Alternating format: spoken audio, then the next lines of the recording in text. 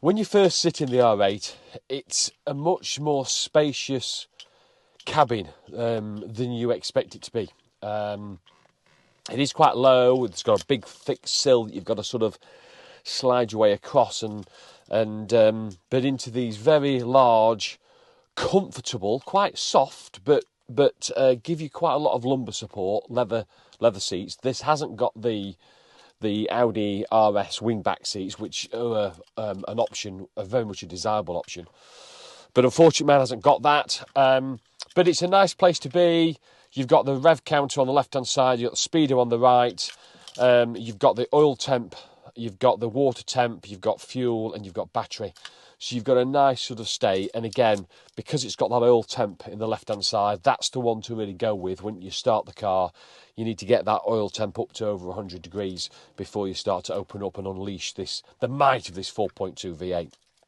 Otherwise, steering wheel, flat-bottom steering wheel with a nice R8 emblem at the bottom. And the inside the cabin, it is dominated by the 6-speed manual, open-gated manual shifter. Absolutely love the look of it. If you do use it in colder temperatures, it is absolutely ice cold because of the metal, and it does mark quite badly, like mine has marked, just from use. But it just looks fabulous, Ferrari-esque really, with the open-gated shifter. All the other controls, very easy, climate controls, etc. The infotainment system, like most infotainment systems, massively out of date, but it wouldn't be too difficult if it was really a pain for you. It wouldn't be too difficult to take that out and put something in that you can play Apple CarPlay or something certainly more modern. Traditional handbrake, which is good to see. So let's just start it up. Oh, on the key fob, I always find this quite entertaining. My son has got an A3 TDI as an everyday car. It's the same key fob as my son has on his A3 TDI. So nothing special about the key. That is the Capristo valved exhaust controller with different numbers for settings, which I will talk about once we get on the road. And that really brings this aftermarket exhaust, brings a 4.28 to life. So turn it round, the dials all flick to the right, they flick to the left.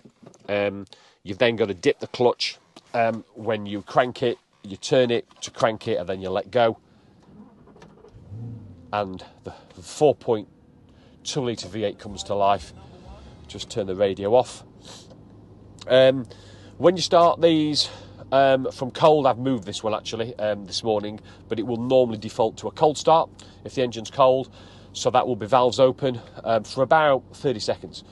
Very, very loud when you've got an aftermarket exhaust, but then it quickly quietens down. Let's just turn some of these fan speeds down. And then it will default normally to the valves closed. And this is the mode that it's currently in. So I'll drive to the village with it closed, and then we'll open it up and we'll open the valves. So great. Mechanical, but yet the click-clack of that gearbox, absolutely love it. So let's go and find some really good roads here, local to me, and give you my initial owner's review of this Gen 1 R8.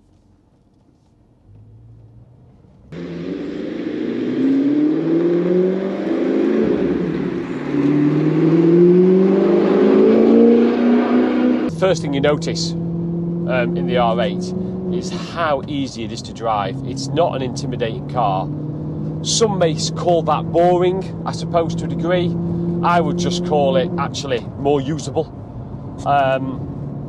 And the ride is really compliant. And remember, this is on the OEM spec mag ride, so the magnetic ride. We know the problems associated with the mag ride, but it does mean it's got two very different suspension settings, and in this standard setting is really, really compliant, makes the UK British B roads so much more easy to drive on. You're not having to dart everywhere because it soaks up the bumps and potholes brilliant, and the abrasive surface really, really well. I've opened the exhaust on the Capristo exhaust, and it's just that bellow, that V8 just tickling along until the engine's warm, and it sounds absolutely fabulous. Might not pick it up too much because I'm on the mic, but wow, it really is great sounding.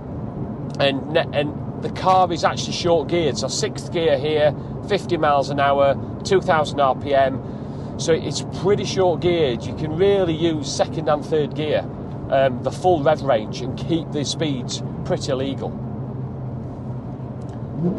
And then as you just, on the downshifts, give it a little blip of the accelerator, and it just sounds fantastic.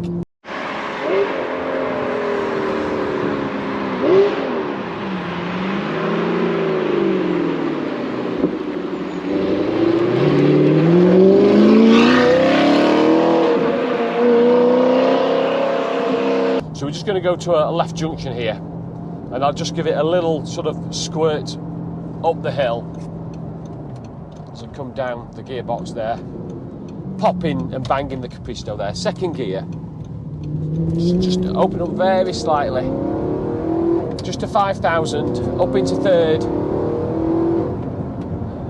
just, you're already at legal speeds there. Oh, sound is phenomenal. That instant pickup just gathers momentum hugely quick, and this is now, we're in deep winter here in the UK, and the roads, although they're dry, they're quite leafy, and there's mud and there's dirt and there's grime and they're quite slippy, and this is where the advantage of that Quattro system, albeit rear wheel drive, and very biased towards rear wheel drive. I say up to a maximum of 30% to the front, but in normal driving it's about 15% I think front and 85% rear wheel drive, but it just gives you that little bit of confidence should you need it. This is a really bumpy road, and saying standard setting, it's effortless, it's so easy to drive.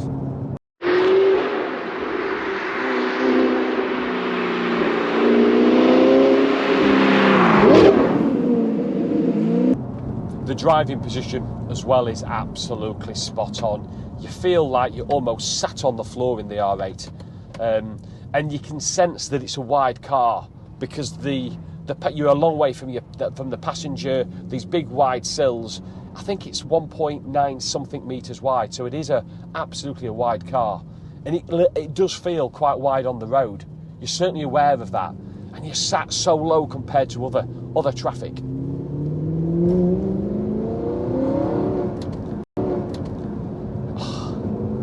The oil temps now at over 100 degrees, so when we next get chance, I'll just open it up. But even at lower speeds, this exhaust, but maybe one of the few Achilles heels of the original Gen 1 R8 was that the exhaust was just a little bit too tame, and a lot now come with aftermarket exhausts, and this Capristo one is absolutely fantastic. It really is. I will do a video specifically about that exhaust in the coming months.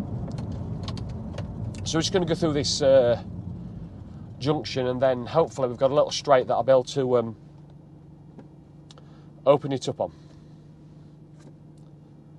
Seats, I say, supremely comfortable. Love having a traditional handbrake, and the gear stick exactly where you want it. The shifting, that click-clack shifter, you end up sort of changing gear just for the fun of it, even though you don't actually necessarily need to.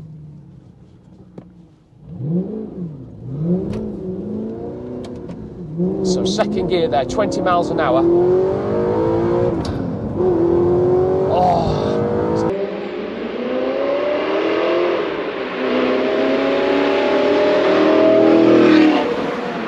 Absolutely. The speed that it picks up there in. Oh. Really, really slippy. It feels, the roads do feel a little bit slimy today, and just that pickup, it gives you the confidence to push on. It really does. And I just love, it's just perfect. A blip of the throttle on the downshift there. Sounds phenomenal. The turning, the steering, it's a little bit weighty.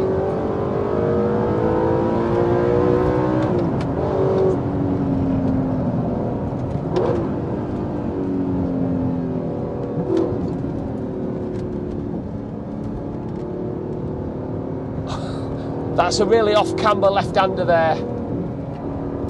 It's just giving you so much feedback for an Audi. That first little bit just from straight ahead, a little bit null, but once you've got the car turned in a little bit more, it's telling you what them front wheels are doing.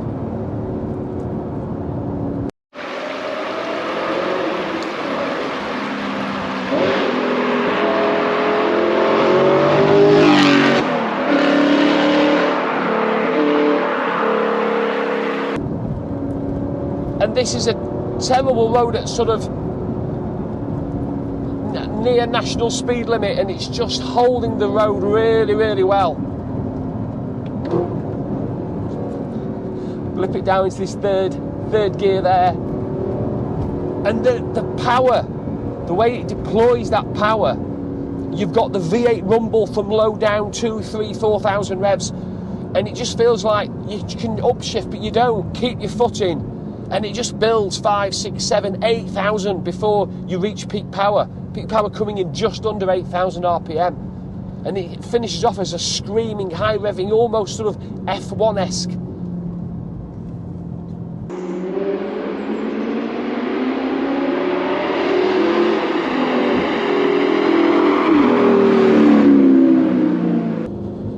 It's got the automated rear wing as well on the back of the R8. That comes up at about 70 miles an hour, and then it'll drop again automatically when you drop the speed to about 25. You can force it up. There's a button down here next to the mag ride which will force it up, but personally I like the look of it down, and I think the only telltale of when it's up, it's telling this police that you've been going over 70 miles an hour.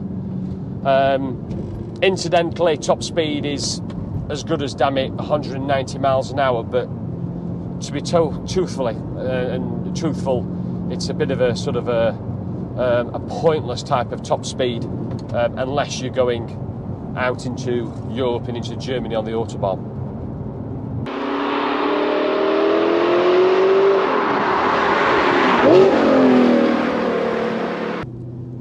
Another one of my favourite little tricky little roads, this one here, as you come out of this village. Just drop it in second gear, sort of landslide in places, really, really unstable. So about 25 miles an hour, second gear, 3,000, and then accelerate, and it puts that power down into third gear, and then just lift off a little bit here, because the road is really bad, and the R8 is absolutely soaking this up so brilliantly well.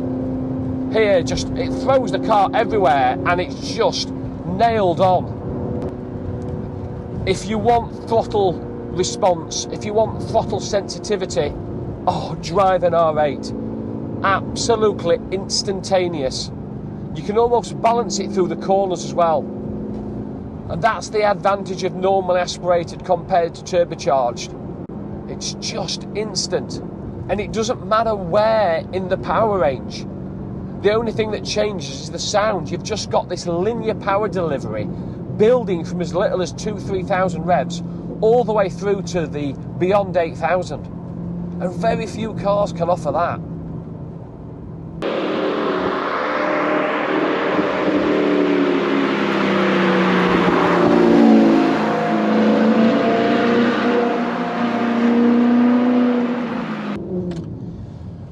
So what about values? Audi R8s now, the Gen 1s, the original V8s, they start from about 30k. That's sort of the bottom of the market. And it's been the bottom of the market for quite a while, actually.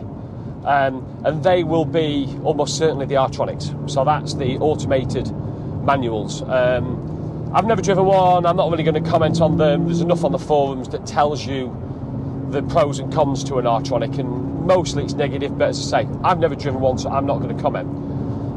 Manuals, they start at about 35, so mid-30s will get you into one, probably with a few more miles on. 40k will get you a really nice, low mileage, well kept R8 V8. My suggestion is always buy as good a car, as good an R8 as you can. I think first of all, it's you get the manual. The manual, open gated manual, is for me one of the highlights of the R8. I think it's what will make it very, very special in the future. As we move more and more to automation, as we have been really for the last 5 to 10 years. So manual, especially open shifted manuals that shift this precise, giving you that mechanical click-clack shift whilst it's just being part of the action. For me, probably carry a 5k premium, save, you can't afford it, save and get the manual, definitely for me. Why wouldn't you? And the second one is you get the best you can afford.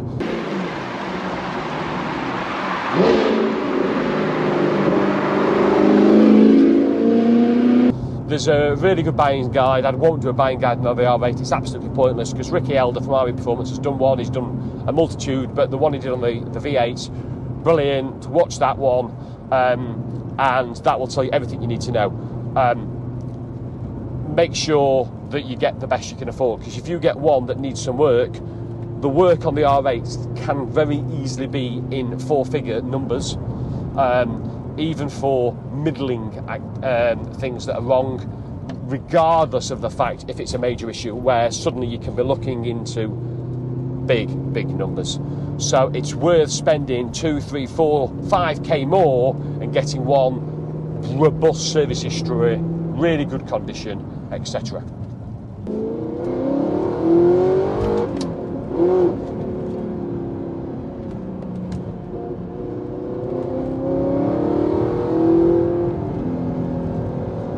This is one of my favourite roads here, and it's a real snarly little twisty road.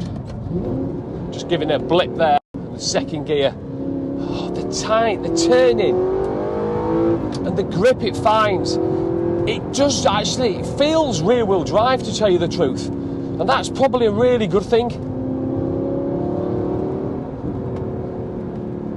And although, yeah, it's just the grip just seems to find so much traction in really, I think, slippery conditions here.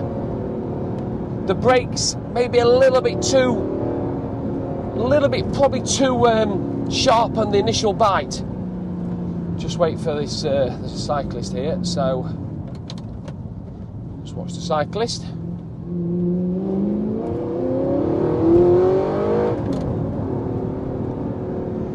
Oh, just the turning.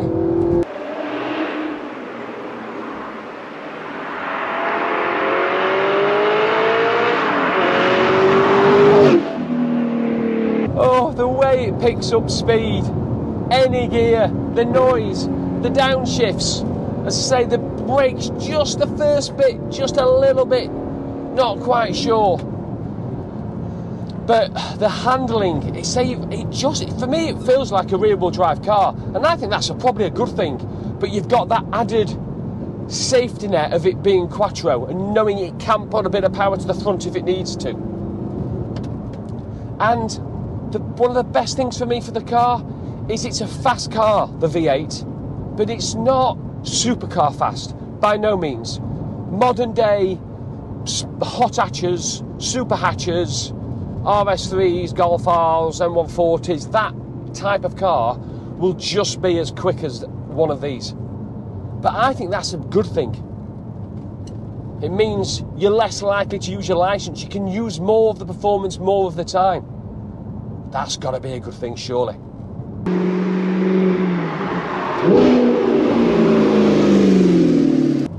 So to switch mag ride into the sport setting, you press the button down here. It's now got sport setting, and instantly now I can feel a far more choppier ride in the car. I generally find this too firm, but I'm going to do it because we're going onto a nice smooth bit of road here, which will probably suit it quite nicely. So in the sport setting, And it gives you that flexibility, really. A little bit of slip there. Just sounds absolutely delightful. So very quickly into serious speeds here, but then you can use that second and third gear. That's where that power is. That's where the fun is.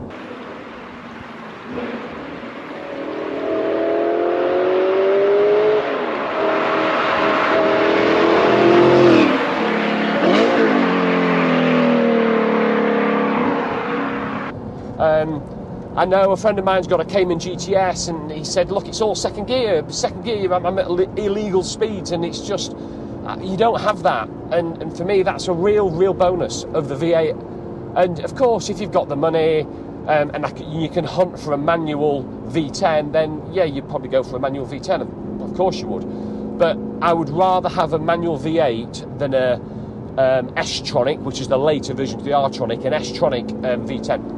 Because for me, it's all about this this open shifter.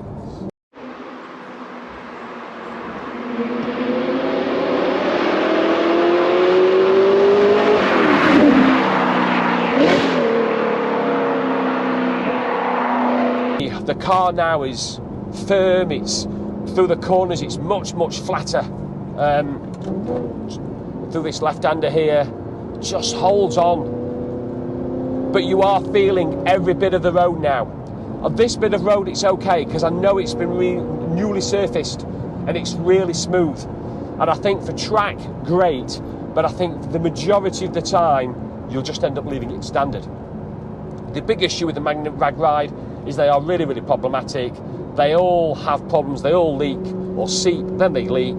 And it's not about if, it's about when, and they are flipping expensive to fix, and that's why a lot of these now with mag ride, as I turn it off as we come off this section, go to coilovers, because you can get decent coilovers for probably 400 a corner rather than 1500 a corner. It's a bit of a no-brainer. Are there any early niggles, things that are not quite right for me? Well, I'm in the honeymoon period, having owned it only now for about 2 months. So it's still very new to me. And to tell you the truth, it's really tough finding something to be negative about the car. Perhaps running costs. It's not going to be a cheap car to run. I understand that. But it's not going to do big miles either. So if you expect poor MPG, because when I use it hard. And you're going to expect when things go wrong, and the preventative maintenance that you need to keep on top of things, because this is still a 15-year-old car. So there's going to be those consumables, the brakes and the pads and the tyres. There's going to be a clutch needed every now and again. You're going to have air conditioning problems. You're going to have suspension issues. So you're going to need to have a budget. And it's a budget that is probably not the same level as when you're buying a £35,000, £40,000 car. You're not expecting some of the bills that you're going to potentially have. But if you buy well, you limit the risk and exposure to some of these big costs. But otherwise, you really struggle. I think sound could have been an issue, but fortunately this, as I say, got the capacitor exhaust, which transforms that sound. The gearbox is great, the driving position is great. You've got that, it's almost got a Jekyll and Hyde personality with regard to the sport button, with the mag ride, with regard to the exhaust, the valved exhaust, open and shut, and it's a really easy drive. I could jump on the motorway like I did after I bought the car, travel 2-3 hours on the motorway in 70 miles an hour with cruise control on, tickling along, and it would be as easy as any car to drive. And that for me is a bonus.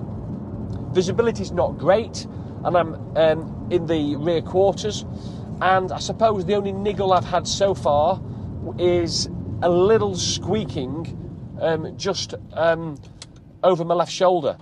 Having spoken to Carl at RE Performance, one of the guys that works for Ricky, he's almost sure that that squeak is actually the third brake light, that the foam or seal inserts around the light just perish over time. And what it happens is you go along, they just move very, very slightly, and it causes a little squeaking sound. I could sort of live with it, but it does become, more you hear it, more you listen for it, and then you can't stop hearing it. So it is one of those annoying features. It's not a big job, but the brake light only comes as a whole assembly. You can't just do the foam inserts or seals. And having spoken to Carl, he said it's one of those jobs that's a right bastard of a job, because you've got to lay upside down on the engine, trying to get it out, and then nearly always brake coming out, and there's a knack to doing it. So it's probably not a DIYer. I'll probably take it back to RE Performance sometime next year to get that fixed.